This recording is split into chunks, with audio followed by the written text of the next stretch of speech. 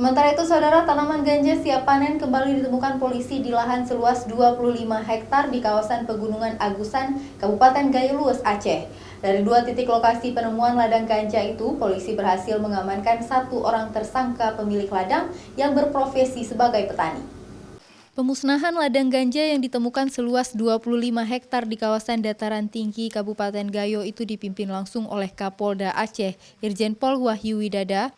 Pemusnahan dilakukan personel polisi, TNI dan warga dengan cara mencabut kemudian langsung dibakar di lokasi Rabu petang. Lokasi 2 titik ladang ganja yang tanamannya telah berusia mulai 4 hingga 6 bulan ini berada sangat jauh dari pusat kota Kabupaten Gayo Lues. Untuk mencapai ke lokasi, tim gabungan harus berjalan kaki mendaki gunung selama 2 hari. Berdasarkan temuan polisi, kawasan Pegunungan Agusan Gayo Lues ini disinyalir masih banyak lokasi ladang ganja karena lokasinya berada jauh dari jangkauan petugas polisi. Polri dan seluruh instansi terkait, ada teman-teman dari TNI di sini, kemudian juga dari kepala desa, punya komitmen untuk memberantas peredaran gelap narkoba. Kita temukan hari ini ladang ganja seluas 25 hektar.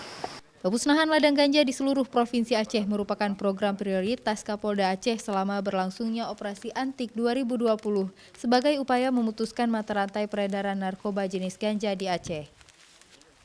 Raja Umar, Kompas TV, Banda Aceh.